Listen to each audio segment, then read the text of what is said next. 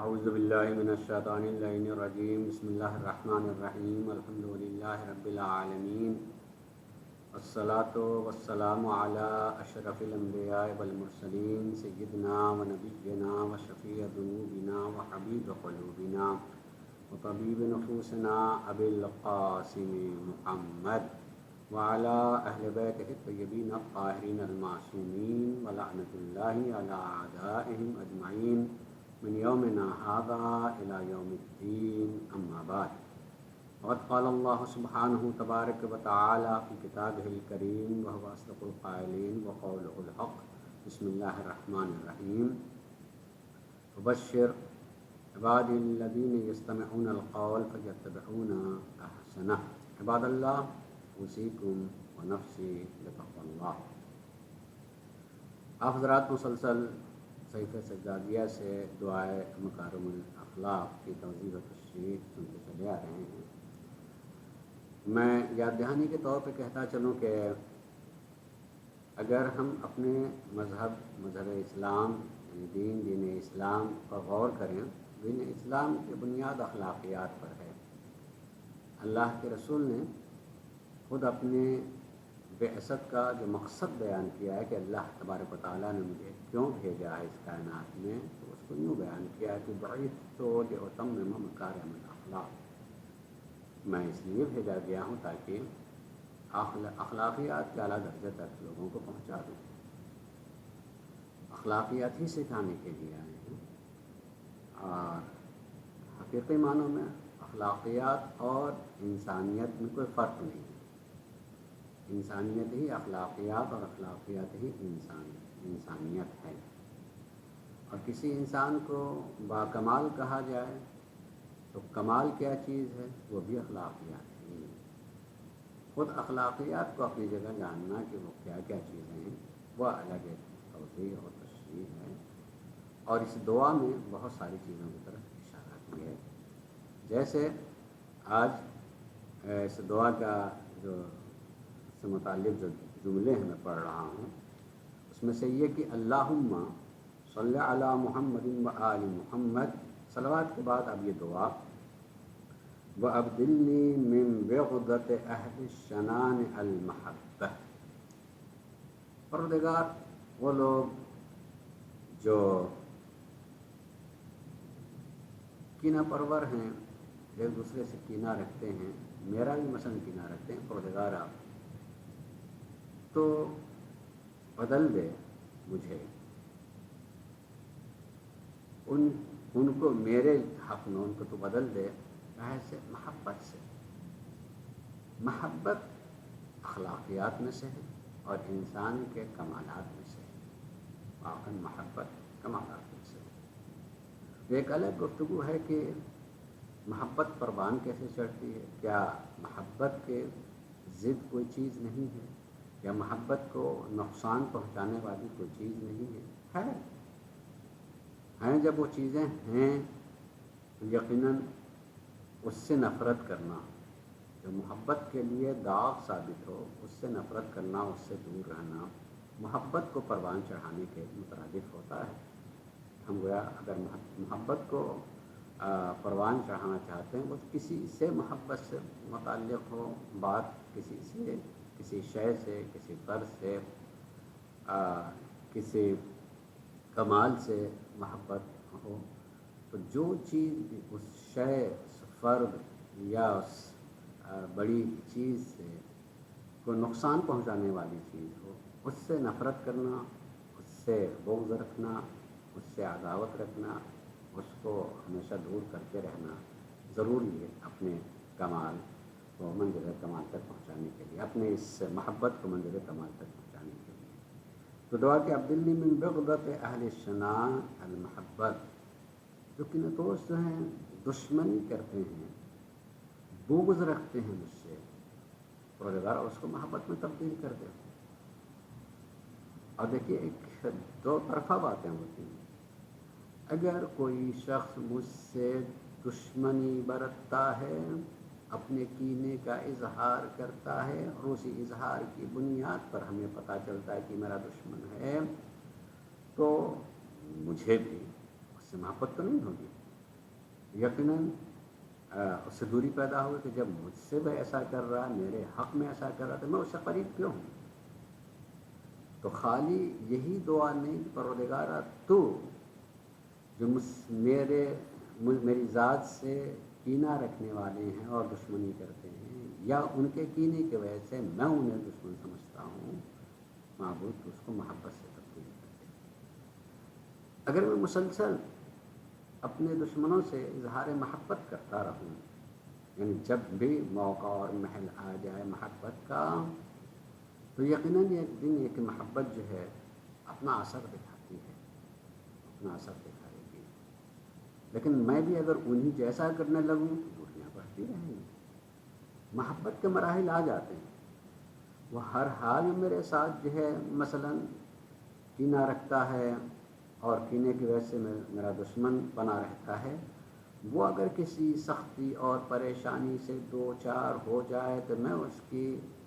سختی اور پریشانیوں کو آسانیوں میں تبدیل کرنے کے لیے صحیح اور کوشش کرنے لگوں، اس کو نجات دلانے لگوں، یقیناً میرے محبت ہو اس کے لیے۔ جب یہ محبت ہوگی تو ایک دن یقیناً اس کا اندر سے ضمیر بدلے گا اور یہ سوچے گا جس کو میں نے مسلسل تکلیف پہنچائی ہے وہ میرے آرام اور سکون کے لیے اتنا کچھ کر رہا ہے۔ پہلی دعا اس میں اخلاقیات سلسلے میں کہ عبدالنی من بغضۃ اہل الشنان، کینتوز جو لوگ ہیں ان کی دشمنی سے محبت میں تبدیل فرما دیں۔ ومن حسد اہل البغی المبتہ، اور اسی طریقے سے وہ لوگ جو حسد کرتے ہیں، حسد کیوں کرتا ہے آدمی؟ یعنی اس کے اندر ایک طریقے سے بغاوت پائی جاتی ہے، میرے سلسلے میں اس حاسد کے وجود میں بغاوت پائی جاتی ہے۔ مجھ میں کوئی کمال ہے تو وہ نہیں چاہتا ہے کہ میرے پاس وہ کمال رہے، وہ کمال مادی ہو یا واقعاً روحانی۔ مادی قسم کے کمالات میرے پاس جتنی دولت ہے نہیں ہے کسی کے پاس، میرے پاس جو علم ہے دوسرے کے پاس نہیں ہے، میرے پاس یا مثلا اس کے پاس نہیں ہے جو مجھ سے حسد کر رہا، اس کے پاس وہ دولت نہیں ہے، اس کے پاس وہ علم نہیں ہے، اس کے پاس وہ عہدہ نہیں جو میرے پاس ہے مثلا، اور وہ نہیں چاہتا ہے کہ میرے پاس وہ دولت یا شہرت یا عزت یا عہدہ رہے، یہ بغاوت اٹھ جاتا اور حسد کرنے لگتا ہے، اس کے اندر جلن پیدا ہوتی ہے۔ تو پروردگارا اس کا نتیجہ جو حسد ہے، حسد کو مودت میں تبدیل کر دے، یعنی عملی طور سے میری محبت اس کے لیے ظاہر ہونے لگے اور اسی کے نتیجے میں اس کی بھی دشمنی محبت میں تبدیل ہو جائے۔ یہ مکارم اخلاق ہیں، اس کی دعا کرنی چاہیے۔ میں کسی کو اپنے مقابل میں پا رہا ہوں، یہ بھی بہرحال بندہ خدا ہے، وہ الگ الگ فکریں ہوتی ہیں، اس فکر کی بنیاد پر انسان سوچ نہیں پاتا ہے کہ میں جو کر رہا ہوں اپنے ہی نقصان پہنچا رہا ہوں۔ ویسے ایک بات سن لیجیے، میں 2-3 جملے اور بھی پڑھ دیتا ہوں کہ ہمیں یہ ایمان رکھنا چاہیے اور ہمارے معصوم صلی اللہ علیہ وسلم نے یہ پیغام دیا ہے کہ انسان جو اچھا کرتا ہے اس اچھے کے جزا اور ثواب آخرت میں اس کے سامنے آئے گی، وہ چیز جو ہے اس کے سامنے آئے گی، کس شکل میں ہوگی، کس صورت میں ہوگی۔ بہت سے اعمال خیر کی شکل و صورت کو بھی بیان کیا گیا ہے کہ یہ چیز فلاں شکل و صورت میں اس کے سامنے آئے گی جو میرے کام آنے والی چیز ہوگی۔ اب اگر میں اس دنیا کی زندگی میں یہ سوچوں کہ فلاں شخص مجھ سے دشمنی رکھتا ہے تو میں اس سے کیوں محبت کروں؟ نہیں، اس کو یہ سوچنا چاہیے کہ میری محبت کی وجہ سے میرے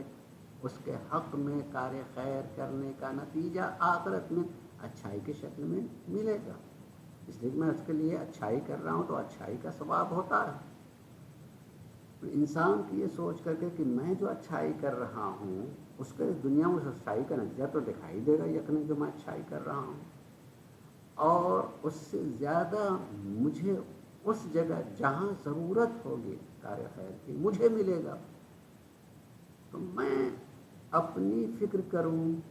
اور اسی کے ساتھ ساتھ یہ اندر سے جذبہ کہ اگر میرے اس اچھائی کے نتیجے میں اس میں بھی اچھائی پیدا ہو جائے گی تو وہ بھی آخرت کے ثواب کا مستحق ہو جائے گا. تو میں گویا اپنے اچھے عمل سے اپنے کو بھی بہتر بنا رہا ہوں آخرت میں، اور ایک دوسرے کو بھی بہتر بنا رہا ہوں آخرت میں. اور وہ دوسرا شخص اس کو یہ سوچنا چاہیے کہ میں دشمنی کر رہا ہوں، اس دشمنی زیادہ سے زیادہ میں اس دنیا میں جو ہے کچھ اس کو نقصان پہنچا لوں گا. کتنے دن رہنا ہے مجھ کو یا اس کو اس دنیا میں؟ جو نقصان ہو جائے گا وہ نقصان ہونے والی چیز شاید جو دنیا میں تھوڑی بہت کام آنے والی ہوتی ہے، کام آ جاتی ہے، لیکن اس کا تعلق آخرت سے تو نہیں ہے. میرے دولت میں کوئی کمی ہو گئی، میری عزت میں خدا نے کر دے کوئی کمی کر دیا، حالانکہ وہ کر نہیں سکتا، اللہ کے ہاتھ میں ذلت اور عزت ہے، لیکن سوچتا ہے آدمی کہ ہم اس کو ذلیل کر دیں گے، اس کی بس کی بات بھی نہیں ہے، لیکن سوچ رہا ہے آدمی، کرتا ہے. وہ اگر یہ سوچے کہ میں اس دنیا میں جو کچھ کر رہا ہوں کتنے دن کے لیے جو میں کر پاؤں گا، لیکن اس کا جو عذاب مجھے آخرت میں ملے گا وہ اس سے کہیں زیادہ نقصان دہ ہوگا، تو میں حسد کر کے اس سے نقصان پہنچا کر اس کے حق میں برا کر کے اس کو بہت تھوڑا نقصان پہنچا رہا ہوں اور اپنا نقصان بے انتہا زیادہ کر رہا ہوں. فکریں بدل جائیں تو آدمی اچھائیوں کی طرف سوچنے کا انداز بدلے، اور یہ بدل سکتا اسی صورت میں جب انسان اپنے ایمان کو پرکھے کہ میرا ایمان کا مطلب کیا ہے. اس لیے قرآن مسلسل جہاں کہیں بھی ایمان کی گفتگو کرتا ہے دو پر بہت زیادہ تاکید کرتا ہے، اللہ پر اور آخرت پر. اللہ اور آخرت پر ایمان، ایمانیات بہت ہیں لیکن اللہ اور آخرت پر کہ بھئی اللہ کی ایک ذات ہے اور اس نے ایک آخرت رکھی ہے جہاں ہمارے اعمال کا حساب و کتاب ہوگا. اگر یہ دونوں ایمان ہمارے محکمہ مستحکم ہو جائیں اور واقعی معنی میں اپنے کو دیکھیں کہ ہم اس کو واقعی میرا ایمان ہے اللہ پر اور آخرت پر، میرے سارے اعمال سامنے ہوں گے کہ میں اپنے حق میں جو کچھ کر رہا ہوں وہ میرے حق میں، دیکھنے میں اگر کسی دوسرے کے لیے بھی ہو رہا تب بھی اس کا ثواب مجھے ملے گا، یعنی میں اپنے لیے کر رہا ہوں اس دنیا میں اس کو فائدہ پہنچا رہا ہوں، اس سے کہیں زیادہ آخرت میں مجھے ثواب کی شکل میں ملے گا. تو یہ دعا ہے کہ پروردگارا تو من ذنت اہل الصلاح الشفقہ، اور وہ لوگ جو میرے لیے بغض اور عداوت رکھتے ہیں، بدگمانیاں رکھتے ہیں، ان بدگمانیاں رکھنے والوں کے اندر شفقت پیدا کرتے ہیں. ظاہر یہ دو طرفہ ہو سکتے ہیں، جو بدگمانی رکھتا ہے وہ تو ہے ہی، اس کے اندر بدگمانی ہے ہی، ایک بدگمانی کے پتہ چلنے کے بعد میرے اندر بھی اس کے لیے اچھا تصور تو نہیں آئے گا. تو دعا دونوں ہی کے لیے ہے، اور خصوصیت سے پہلے اپنے لیے پروردگار میرے اندر تو شفقت پیدا کر دے، اور ذاتی شفقت کے زیادہ ہونے کے نتیجے میں ادھر بھی شفقت کے پیدا ہونے کا امکان پایا جاتا ہے. من عداوت الادنین الولایا، اور پروردگارہ اپنے قریبی جتنے لوگ ہیں کسی نہ کسی چھوٹی بڑی بات پر دشمنی پر اتر آئے ہیں، ان میں محبت کا جذبہ پیدا کر دے. دیکھیے معمولاً اگر دیکھا جاتا ہے تو دشمنیاں قریبی لوگوں ہی میں ہوتی ہیں، جو اپنے قریب لوگ ہوتے ہیں. کبھی ہو سکتا ہے کسی کی کوئی بات بری لگ گئی، اس پر کسی کے لین دین میں جو ہے نیچ اونچ ہو گیا، جتنے قریبی رشتے کے اعتبار سے بھی قریبی اور اپنے وجود کے اعتبار سے بھی ہو سکتا ہے ہمارا پڑوسی جو ہے رشتے میں بہت دور کا، لیکن دیوار سے دیوار ملی ہے تو پڑوسی ہے، اور قریب وہی مانا ہے کہ میرے دیوار سے ملا ہوا اس کا گھر ہے. تو ہو سکتا ہے کہ کبھی اس کے آنے جانے اور کسی عمل کی بنیاد پر یا در و دیوار پر یا پانی وغیرہ کے گرانے، بہت سارے امور ایسے ہوتے ہیں جو دشمنی کا سبب بن جاتے ہیں. تو جو لوگ قریب پروردگاروں و قریبیوں کی عداوت کو معبود تو ولایت یعنی محبت میں تبدیل کر دیں. ومن حقوق ذوی الارحام المبرہ، اور پروردگارہ جو خون کے رشتہ دار ہیں، اور وہ خون کے رشتہ دار ایک دوسرے کو تکلیف پہنچاتے ہیں. حقوق تکلیف پہنچانے کے معنی. جیسے آپ کہا جاتا ہے اس کو فلاں آپ کر دیا، یعنی آپ یعنی تکلیف پہنچانے والا. آپ کے والدین ماں باپ کو تکلیف پہنچانے والا، اور تکلیف اتنی بڑھ جائے کہ ماں باپ جو ہے کہتے ہیں کہ میری اولاد ہی نہ ہو. ہم لوگ یہ کہتے ہیں کہ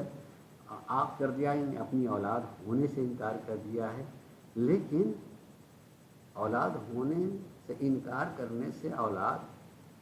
ایسا نہیں ہوتا کہ اولاد نہ رہ جائے، وہ تو اولاد رہے ہی، جو اپنی اولاد وہ اولاد رہے گی. لیکن تکلیف اتنی پہنچی ہے کہ اس تکلیف کے لیے جو لفظ استعمال کیا ہے کہ میری اولاد میں سے نہیں ہے، یہ تکلیف کی انتہا کو بتانے کے لیے ہوتے ہیں. ورنہ آپ کے معنی ہوتے ہیں تکلیف پہنچانے والا. تو ذوی الارحام جو خون کے رشتے میں ایک دوسرے کو جو تکلیف پہنچا دیتے ہیں پروردگار تو ان کو اس سے بچا، اس سے دور کر کے، یعنی وہ ایک دوسرے کو تکلیف نہ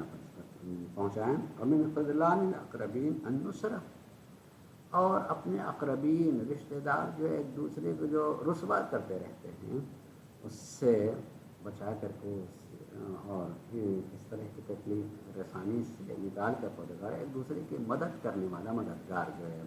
بنا دیں. یہ ساری چیزیں اخلاقیات میں سے ہیں، یہ مکارم اخلاق میں، یہ اگر جتنا جتنا انسان کے اندر بڑھتا چلا جائے گا وہ سارے مکارم اخلاق میں سے ہیں. ومن حب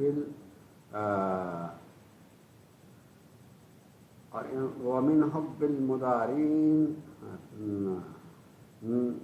نصح المخفى، ومن رد الملاسبین کرم المئر. اور اسی طریقے سے وہ لوگ جو لوگ کسی نہ کسی عنوان سے تکلیف کا سبب بنتے ہیں، وہ تکلیف کے سبب بننے سے نکال کر کے آرام اور سکون پہنچانے والا انہیں بنا دے. گویا کہ انسان، میں اپنی بات کو بہت ہی تلخیص کرتے ہوئے کہوں کہ انسان اپنی وجود کے اعتبار سے مدنی الطبع ہے، یعنی ایک ساتھ مل جل کر کے رہنے والا ہے. اپنی فطرت کے اعتبار سے ایک انسان کو کہیں بہت دور اکیلا پھینک دیا جائے تو وہ قید کے معنی میں ہوتی ہے. اور واقعاً اس دنیا میں جو قید کہیں بھی جاتی ہے، سخت ترین قید وہ قید تنہائی ہوتی ہے. کسی کو بالکل اکیلا کر دیا، یعنی قیدی ایک ہی جگہ قید خانہ اس میں ہیں اور ایک دوسرے سے مل بھی لیتے ہیں، ٹائمنگ ہوتی ہے. لیکن قید تنہائی کیسا ملنے نہ دیا جائے، سخت ترین قید ہوتی ہے. تو اکیلا نہیں رہ سکتا انسان. جب اکیلا نہیں رہ سکتا اپنی فطرت کے اعتبار سے، تو ساتھ میں رہنے کے کچھ نہ کچھ اصول ہیں، وہ اخلاقیات ہیں. انہیں اخلاقیات کی دعا کی جاتی ہے کہ اگر ہمیں فطرت میں اللہ تبارک و تعالیٰ نے ساتھ میں رہنے والا بنایا ہے تو یقیناً اس نے کچھ اخلاقی اصول بھی بتائے ہوں گے کہ کس طریقے سے ایک دوسرے کے ساتھ میں رہنا چاہیے کہ کبھی کسی طریقے سے دوری نہ ہونے پائے یا قربت اور محبت بڑھتی چلے جائے. پروردگار عالم بحق محمد علیہ محمد ہم سب کو اپنے اخلاقیات نظر کرنے اور بہتر کرنے کی توفیق عنایت فرمائے. وآخر دعوانا ان الحمد للہ رب العالمین. بسم اللہ الرحمن الرحیم. والعصر ان الانسان لفی خسر الا الذین آمنوا وعملوا الصالحات وتواصوا بالحق